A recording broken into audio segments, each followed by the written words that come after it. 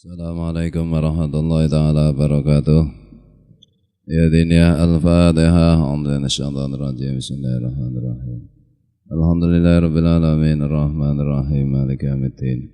Iyyaka na'budu wa iyyaka nasta'in ihdinas siratal mustaqim. Siratal ladzina an'amta 'alaihim ghairil maghdubi 'alaihim waladdallin. Amin. A'udzu billahi minasyaitonir rajim. Bismillahirrahmanirrahim. Alhamdulillahi rabbil alamin. Allahumma salli wa sallim wa barik ala sayyidina Muhammad wa ala alihi wa sahbihi wa ikhwanihi minal anbiya'i wal mursalin. Salawatullahi wa salamu alaihim ajma'in fi kulli waqtin wa hin. Amma ba'du, subhanaka la ilma lana illa ma 'allamtana innaka antal alimul hakim. Wa la hawla wa la quwwata illa billahil aliyyil azim al azizil hakim. Bismillahirrahmanirrahim. Allahumma aftah alaina futuhal arifina bihikmatika wa anshur alaina rahmataka wa dhakkirna ma nasina ya dzal jalali wal ikram.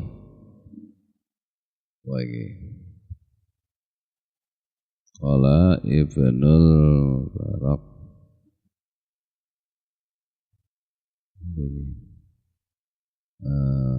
wa qala Ibnul Mubarak wa qala Ibnul Mubarak rahimahullah ta'ala.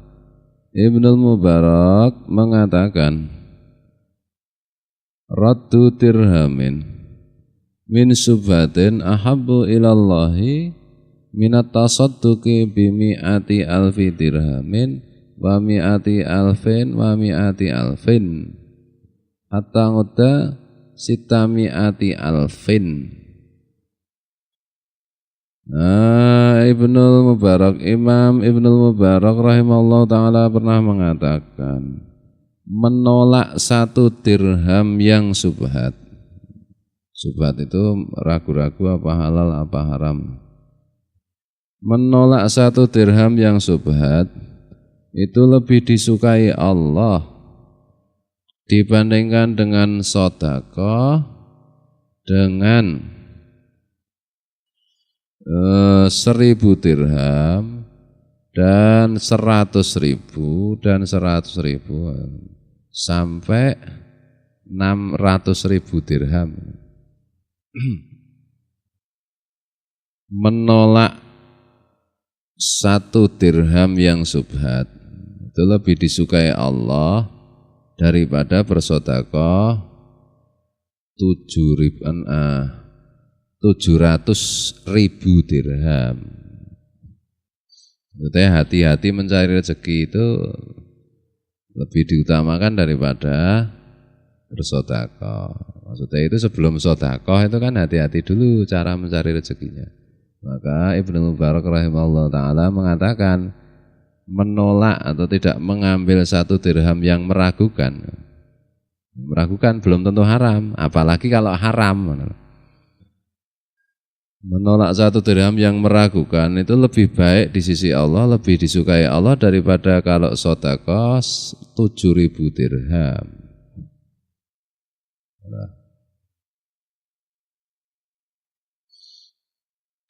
Itu yang subhat saja begitu, apalagi yang haram ya. Menolak satu dirham yang haram lebih baik, lebih disukai Allah daripada sedekah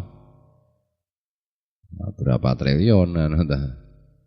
Menolak uang 100.000 yang haram itu pahalanya diberi pahala oleh Allah melebihi sedekah. Kira ya mau peng 6.000 nih, 6.000 kali 100.000 kira 600 juta. Misalnya kamu mau disuap 100.000, mau naik politik, kamu menolak itu kan dapat pahala. Menjauhi yang haram itu kan dapat pahala. Menolak yang haram itu kan dapat pahala. Pahalanya lebih baik daripada kalau kamu sedekah 600 juta. Wes ngoro wes sedekah 600 juta. Nek menolak 100.000 rak gampang ya ta. Padahal pahalanya lebih baik. Penting menolak yang subhat dan yang haram, rasa sedekah ora apa-apa. Ya ora apa-apa nek dadi kere sak ceke ana ta. Nah, sing mare sugih iki sedekah kuwi jane. Wa qala Sahlu bin Abdullah At-Tusturi rahimahullah.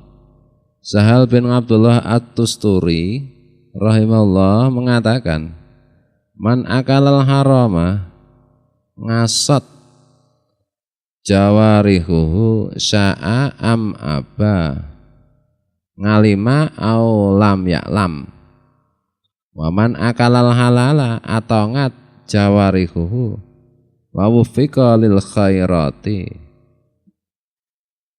Siapa yang memakan barang haram maka anggota tubuhnya akan maksiat, baik dia sengaja atau tidak sengaja, baik dia kehendaki atau tidak dikehendaki, baik dia tahu atau tidak tahu. Makan barang haram itu nanti anggota badannya maksiat nanti. Entah orang itu mau atau tidak mau, entah orang itu tahu atau tidak tahu. Jadi aku makan haram ya tidak maksiat. Ya rumangsane kan tidak tahu saja.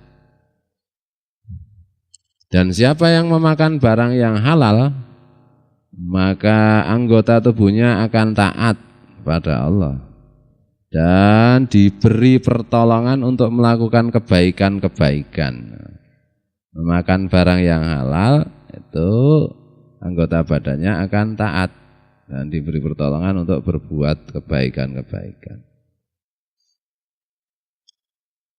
Itu yang mengatakan Sahal bin Abdullah At-Tusturi rahimahullah. Wa kana salafu rahimahumullah yaquluna. Ulama-ulama salaf rahimahumullah mengatakan, semuanya mengatakan, qul ma syi'ta famislahu ta'mal. Makanlah sesukamu, maka seperti itulah nanti perilakumu. Makan sesukamu, perilakumu ya seperti itu nanti. Makan haram, ya sudah perilakunya ya haram semua. Makan yang halal, ya sudah nanti perilakunya ya taat semua. Makan sesukamu, maka nanti apa yang kamu lakukan ya seperti itu, seperti yang kamu makan. Makan yang halal ya nanti taat, makan yang tidak halal, yang haram ya nanti tidak taat. Nah, kemarin sudah saya jelaskan tahu mengenai apa jenenge bahaya yang lain-lain itu. Mungkin wujudnya ini salat, puasa, salat sunat, puasa sunat, umroh, haji. Ya, tapi kalau itu dari rezeki yang haram ya nggak ada gunanya, malah maksiat itu. Maksiat yang wujudnya salat.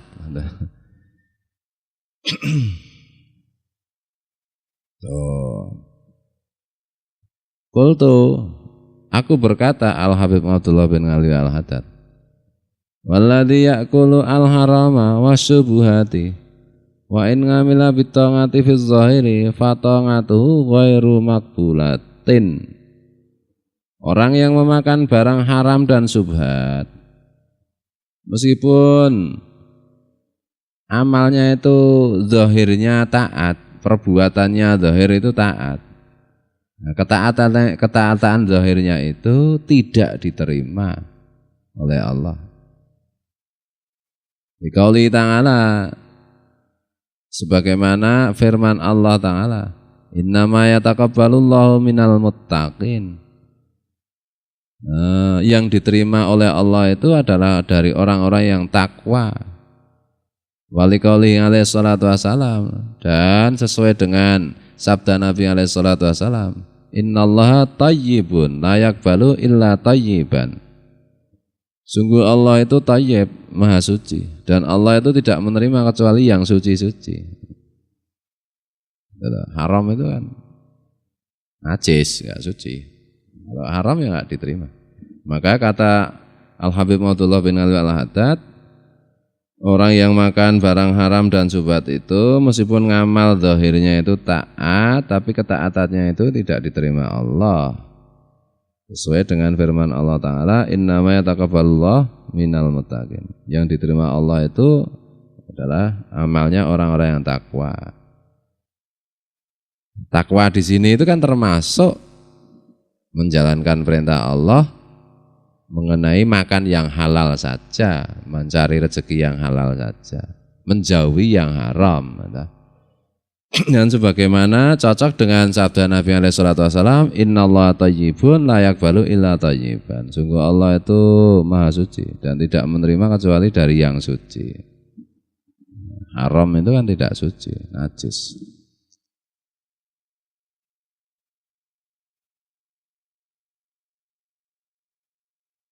Wala buddha ayak rudha li akilil harami fi tangatihi minal ngawaridi az-zahirati wal batinati ma yufsiduha alaihi wa yuhbiduha wa yukhrijuha ngan kauniha tangatan.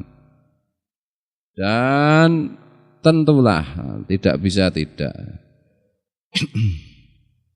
orang yang memakan barang haram itu akan orang yang memakan barang haram itu dan apa saya ini kalimatnya, dan tidak bisa tidak akan datang kepada orang yang memakan barang haram di dalam ketaatan, di dalam melaksanakan ketaatannya, apa yang datang ngawarid zahira wal batinah, halangan-halangan yang zahir dan yang batin, berupa ma yufsiduha alaihi wa yuhbiduha yukhrijuha an kauniha ta'atan, yang merusakkan amal ketaatan itu dan menghancurkan amal ketaatan itu dan mengeluarkan amal ketaatan itu dari keberadaannya sebagai sebuah bentuk ketaatan. Nah. Pasti itu kata Al-Habib Abdullah bin Al-Haddad, orang yang makan haram yang ketika dia melaksanakan ibadah, melaksanakan ketaatan, itu akan didatangi ngawarit-ngawarit zahir dan batin, didatangi hal-hal atau perkara-perkara barang anyar teko nek cara wong Jawa, perkara-perkara baru baik zahir maupun batin yang itu merusakkan amal ketaatan itu, merusakkan pahalanya dan bahkan menghancurkan pahalanya dan bahkan mengeluarkan bentuk ketaatan itu dari keberadaannya sebagai bentuk ketaatan. Gitu.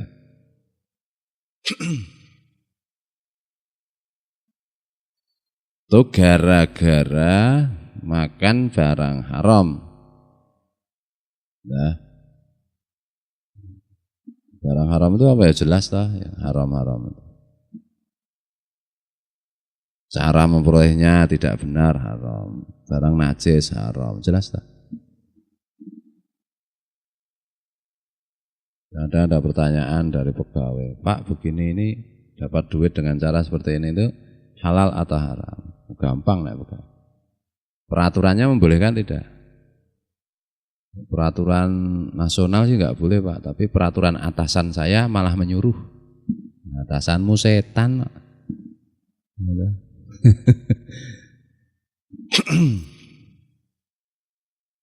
Oh. Apalagi yang bergerak paling banyak itu nanti yang beresiko dengan, ya semua beresiko ya, tapi yang paling besar resikonya itu ya orang-orang yang bekerja di ranah hukum, apakah itu hakim, apakah itu jaksa, apakah itu pengacara, apakah itu polisi, apakah itu Markus, maklar kasus. Nah, itu 90% uang yang beredar di situ kan, bukan 90% ya, uang yang beredar di situ 100% mesti haram atau tidak sesuai dengan ketentuan negara. Yang halal ya cuma gajinya. Hakim ya yang halal dari hakim itu cuma gajinya si hakim itu. Jaksa ya cuma gajinya si jaksa itu. Pengacara ya cuma honornya yang pasti itu. Tapi kalau honornya bisa haram kalau suap-suapan ada. Polisi ya cuma gajinya itu di luar gaji yang tidak ada ketentuan dari negara ya haram semua. Boleh syarat ngantek buadoke jeblok ya tetap neng neraka jengking pasti. Nek ora percaya mudhar kono, tekno. Itu pasti. Kalau pedagang ya menipu, hasilnya haram tuh itu. Kemudian riba, nomor 1 riba keharamannya sampai diancam Allah ya mahaqallahu riba. Uang yang mengandung riba. Wong neh. Maklaran cilik-cilikan kok mantok ya apa?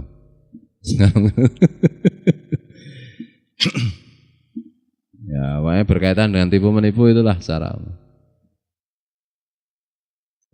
Itu yang dari asalnya. Yang dari asalnya itu harus lebih diperhatikan. Nah, kalau yang dari wujudnya misalnya babi. Misalkan tahun baru kok nyembelih babi gitu. Ya kok kelakuannya kayak babi pasti. Makan tongseng kambing balap. Kambing balap kire anjing. Yang biyen ki ada teman kebetulan itu kepala sekolah itu loh. Aku kepala sekolahku waktu itu. Waktu itu saya jadi guru pegawai negeri di zaman jahiliyah. Itu cerita nek hobinya itu makan daging anjing. Ya kebetulan tidak Islam. Agamanya apa Pak? Agamanya ini, tidak usah saya sebut. Loh di agama Bapak itu kan juga diharamkan loh sebenarnya. Kalau di agama kami sih apa-apa boleh. Sudah dosanya sudah ditanggung anak Tuhan. Enak bener. Sejalan dia anak ngetrail terus. Nah, cerita gini makan daging anjing. Nah, dia juga cerita kalau ketemu anjing itu pasti anjing itu njegok. Njegok itu bahasa Indonesia apa? Menjaga. Menggonggong. Karena bau keringatnya itu. Nah, dulu waktu itu aku masih punya ilmu dikit-dikit. Waktu itu belum jadi kiai. Aku punya ilmu tentang aura. Biar belajar yoga. Saya lihat orangnya itu, auranya itu bagaimana. Setelah saya lihat itu, saya ketemu, oh ya benar ini. Oh enggak deng, saya sudah tahu dulu kalau dia makan daging anjing sebelum dia cerita. Ketemu karena dia kepala sekolah baru, salaman. Biar kan gandeng saya duwe ilmu kawan-kawan itu juga kan mesti yang ketemu orang tak gatekke orangnya itu biar. Orang ini kok bentuknya kok anjing auranya. Tidak ngomong itu ya misalnya bapak-bapak ibu-ibu itu yang saya dengar oh kok anjing ini. Terus nah dia kebetulan cerita, oh ya pantas wong makanannya anjing.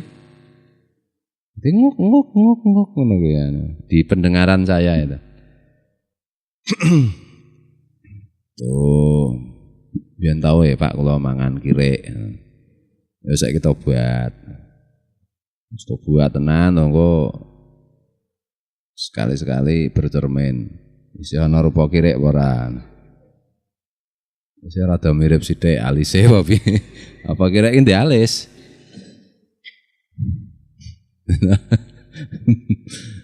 Tuh. Kene mangan babi yo gerak-gerak itu. Sampai pemakan babi itu kan kalau mau makan babi saya dikasih cerita, saya belum pernah lihat sih. Katanya cacing pitanya itu sampai keluar enggak kan. Misalnya saya pemakan daging babi kerap itu. Saya lapar, mau makan daging babi, bakso apa bentuknya. Cacing pitanya udah enggak sabar, telolor keluar. Ketok tek gitu katanya itu. Nah, jijik banget aku. Nah, cacing rakyat bercampur dengan TA, HI itu tuh. Katanya gitu, terus keluar dari sini cacing-cacing kecil. Gini ada cacingnya. Katanya, oh itu kan zaman dulu sekarang babi bisa diolah, disuntik anti cacing pita. Ya nanti bentuk lainnya kan masih banyak. Nah kenapa kambing itu dihalalkan? Karena kambing itu paling mirip sifatnya dengan manusia. Manusia kalau pakai kacamata riben kan cakep. Kambing itu kalau pakai kacamata riben ya cakep lah. Nek bodo besar kayak Mas Nawan ana lagi. Ya, biasanya nek sing kacamatanan. Nonton wedosan korban malah lebih bagus weduse. Nek dikata-kata wedus kan seperti manusia toh? Seperti manusia itu. Lha kowe nek donake wedhus ki aja nesu. Orang karuan kowe luwih ganteng mbane wedhus kok.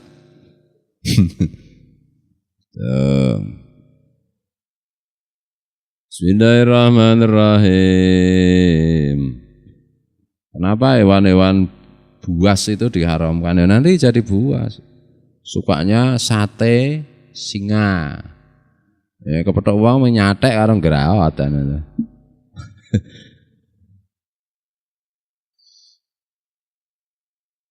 Bismillahirrahmanirrahim. Tuh gara-gara makan tuh yang halal-halal saja. Betul.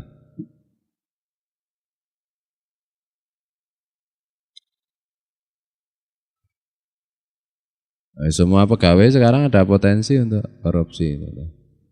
Potensi. Rasa pegawai komandan korupsi ini kok.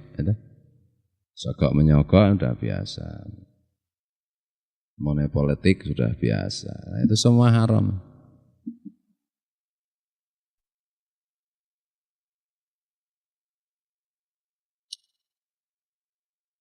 Serombongan pelacur mengadakan tur ngetrail ke Gunung Merapi.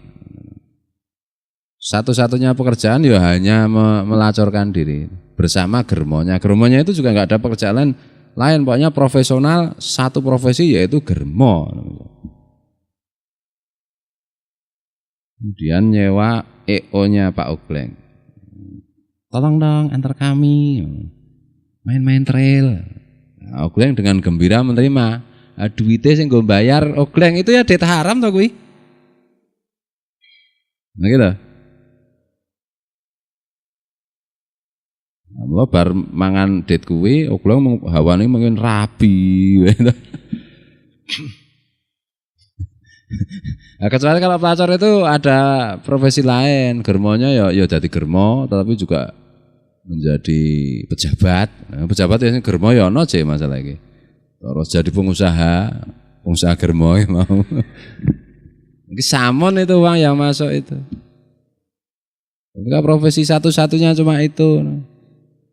Tolong dong antar saya. Badane Ogleng apa iki jenenge? Apa ngantar pakai motor apa? Ojek. Ogleng itu tahu persis bahwa itu pelacur. Tidak ada pekerjaan lain dari orang itu, tidak ada penghasilan lain dari orang itu, tidak ada sumber uang dari orang itu kecuali melacurkan diri. Ogleng mau terus menerima bayaran. Nah itu bayaran itu kan haram itu. Yang diterima. Tapi saya Ogleng, saya nggak ikut-ikutan. Kalau perlu saya nggak bayar, kecuali kalau saya nganter pelacur itu nggak bayar, pelacurnya nggak tak suruh bayar, soalnya haram. Bayarnya pakai badannya, ya wis padha wae. Kok ngandake pelacur wae ngapa ta iki? Iki sakiman ngelirik-ngelirik pelacur aja ya. Wis 3 dina iki ya, contohnya kok pelacur.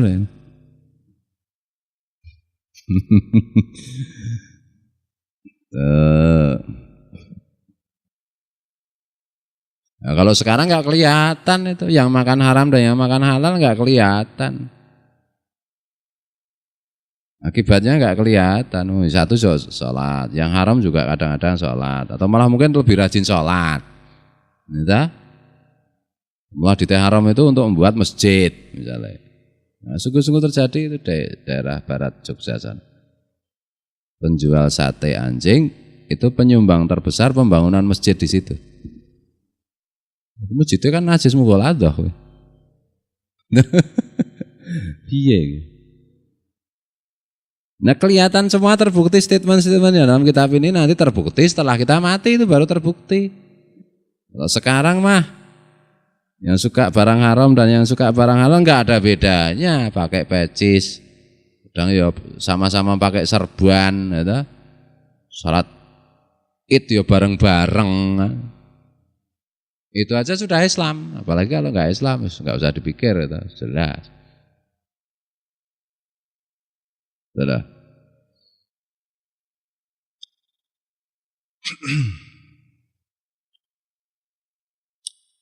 Bismillahirrahmanirrahim. Makanya tiap hari Jumatan oleh Syekh Zarnuji, penulis kitab Ta'lim Muta'alim itu kan orang yang ngaji, santri itu dianjurkan wirid doa rezeki halal itu tuh. Santri kok keset, atau menyang, patut dicurigai. Kayak tadi germo apa ya?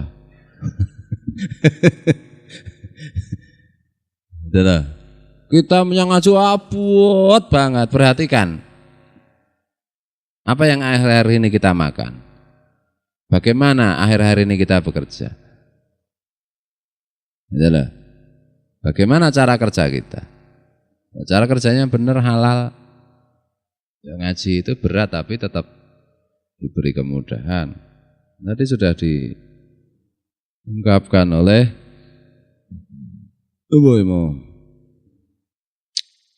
Imam Sahal bin Abdullah At-Tusturi rahimahullah. Tolong oleh Allah. Meskipun berat tapi tetap bisa berangkat. Ini santri udah dikandani. Ora terus dom yang ngaji kabeh. Ndak konangan.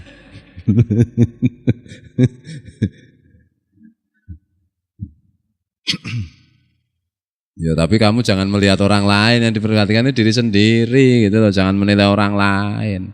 Agama itu sekali lagi tidak untuk menilai orang lain. Kita nilai diri kita sendiri.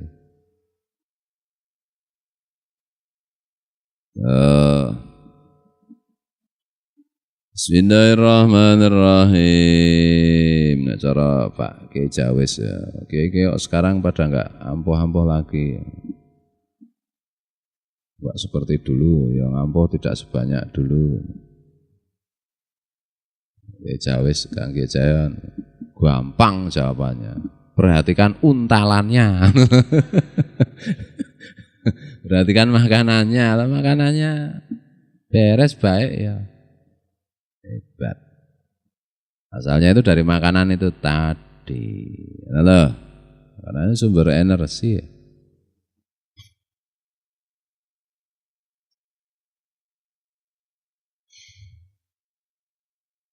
Pegawai Bank Plecet. Bikin rombongan ngetril. Satu-satunya profesi ki ya ming Bank Plecet kuwi, Gleng. Lah kok tak tampa dite. Ya siap-siap gue diplecet uang. Anu ta? Mboten ngerti ya Pak, waktu anu itu ndak ngerti saya itu kalau itu pegawai Bank Plecet. Setelah tahu gimana? Kok kamu terima ya, mau ditolak ya mana? Rezeki ya. Rezeki itu kan ada yang halal, ada yang haram. Yang haram ditolak kan itu. Wah, sorry dap kan ngono to. Enggak mau saya, ngapa? Rezekimu meragukan aku. Pak meragukan kamu, berarti suudzon. Ya enggak suudzon, nyatanya kamu satu-satunya profesi itu. Enggak, profesi saya selain pegawai Bank Plecet masih ada profesi lain kok Pak Gleng. Apa? Maklaran. Siapa lagi? Jual beli. Apa lagi? Saya punya lahan pertanian. Oh ya tak tompo. Itu toh? Ya, ditompo kalau itu. Nah, tidak pasti. Kita husnudzon. Gara-gara enggak ke lampu bank nabrak uang nanti mati kata. Entah. Dulure Gleng. Ya dulure dhewe anu tak kandhani kok. Saja nerima kontrak. Sing mati sing ditabrak. Nek dulure dhewe iku wong miktisen dadi. Tabrak setome sing remuk to. Ini kan terus di penjara. Penjara ora gelem nyuap. Kalau nyuap ya dosa, ya wis lebok penjara ya malah engko metu saka penjara sapal jus ngamal. Mbok menawa. Mbok menawa iki bojone Pak menawa.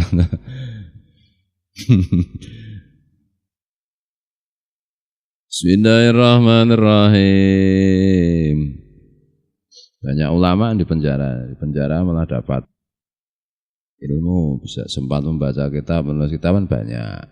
Ya dah, Buya Hamka itu dulu membuat bisa nulis tafsir itu, tafsir Al-Quran itu di penjara, karena di penjara, di dalam penjara. Wong di penjara itu orang karuan elek, belum tentu. Seperti itu. Sarkoneng itu nabrak uang mati, oh ya wis damai. Nek cara hukum Islam kan sudah selesai, sudah damai dengan keluarga, sudah terima. Ini masalah lagi proyeknya polisi, proyeknya hakim, proyeknya pengacara, sing busuk-busuk itu loh. Dimain ke itu kan mung tipiring lah, tindak pidana ringan. Ini bisnisnya mereka, ora gelem mengenai untalan karo demit-demit kuwi ya kurung tenan. Ya ada polisi yang baik ada, jaksa yang baik ada, hakim yang baik ada, pengacara yang baik ada. Polisi yang baik misalnya kan biane Kapolri biane apa? Hugeng, Hogleng. Kan jenenge Sugeng Hogleng iki, ya. Hugeng. Polisi yang baik banget tuh polisi tidur. Baik epol, disuap moh nyatakne meneng bae. Nek kowe ngebut cetha glimpang gitu. Ambil tindakan. Karo Robocop nek nang film. Robocop itu rasa disuap.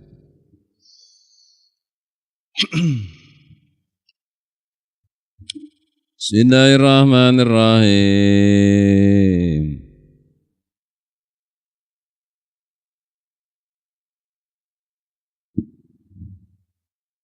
Saiki ahli kerusakan, ahli maksiat, ahli barang haram menang itu enggak apa-apa. Hidup di dunia itu kan wayah sore nek cara wayang. Wayah sore iki buta, cakil kabeh petakilan menangan gitu. Nah, gres tekan tengah wengi ya biar kabeh to, sing menang mung satriya-satriya ku. Lah, tengah wengi iki nek cara nang pewayangan atau dalam kehidupan sehari-hari ya alam barzah ke sana itu mulai tengah malam. Yang menang ya satria. Ketika sore-sore itu ya ora cetha to. Kurawa kabeh menang. Ora cetha kok rembuge. Donya iki rembuge kan ora cetha. Setelah mati baru jelas. Dan mati itu pasti ya masalah ini. Sok nek arep mati tobat ora iso. Jangan mengandalkan seperti itu. So nek arep mati ya kowe nek arep ngerti nek arep mati, nek ngerti mati piye? Nah, misalnya kayak naik kapal kayak neng Korea Selatan naik kapal, tahu-tahu kan ya mereka pada tidak tahu kalau akan mati. Tahu mati kapan sempat tobatnya? Pesawatnya atau Malaysia we. Wah, sesaat sebelum take off itu salah satu korban kecelakaan itu masih sempat telepon-teleponan dengan istrinya. Mih, aku sudah di ngerti Malaysia yang di Kuala Lumpur ini di KLR. Ini mau ke mana? Ke Beijing. Dadah. Numpak tet modar. Ya dah. Wis sempat tobat iki. Kan enggak sempat. Nek kula mboten numpak pesawat, mboten numpak perahu, Pak. Ora numpak pesawat, numpak perahu ketiban wong agak turu ya iso itu. Tong ngolet ngene kena kabel tes mati kesetrum ya iso wae. Banget. Ora ngopong-ngopong ngerti malaikat Israel datang.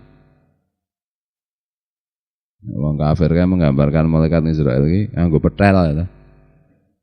Topeng ngene.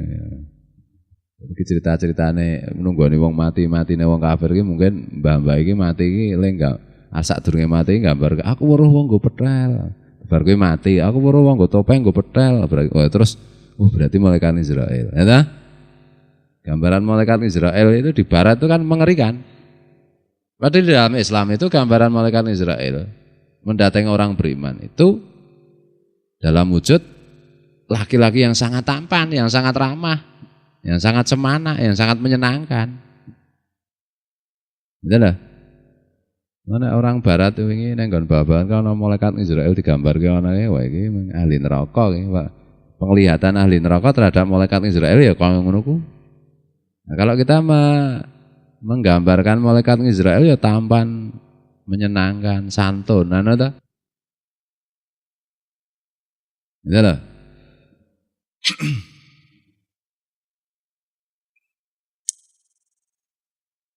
Bismillahirrahmanirrahim. Orang beriman itu senang ketemu malaikat Israel, nyenengke. Beliaunya itu menyenangkan, wajahnya tampan, ramah-tamah. Menyabut nyawa ya permisi nyun sewu nggih Pak Kiai. Lalor-lalor kat mboten niku lho kula sakake. Yusuf tak anu ampun iki pun. Lah to nggih setunggal kalih tiga gitu. Nek wong kawur medeni ta. Dene wis wedi karo malaikat Israel kok ya isih do kafir wae. Na'udzubillahi min dzalik.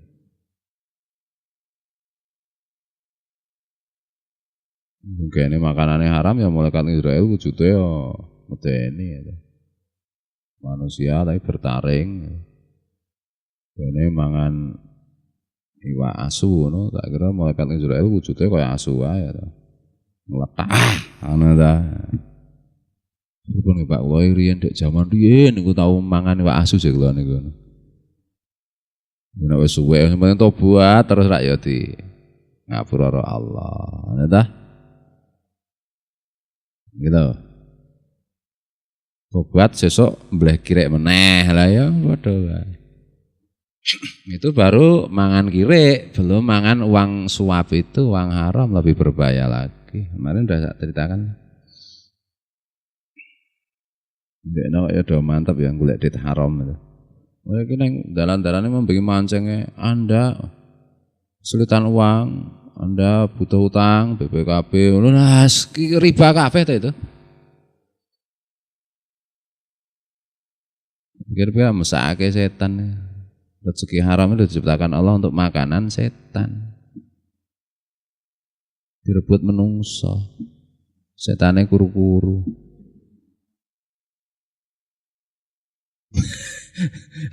Mangkal tak pikir-pikir setan iki menungso iku kudune iki tak godho sih, malah nggodho.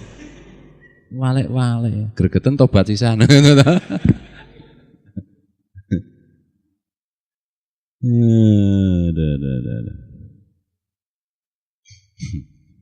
Bismillahirrahmanirrahim.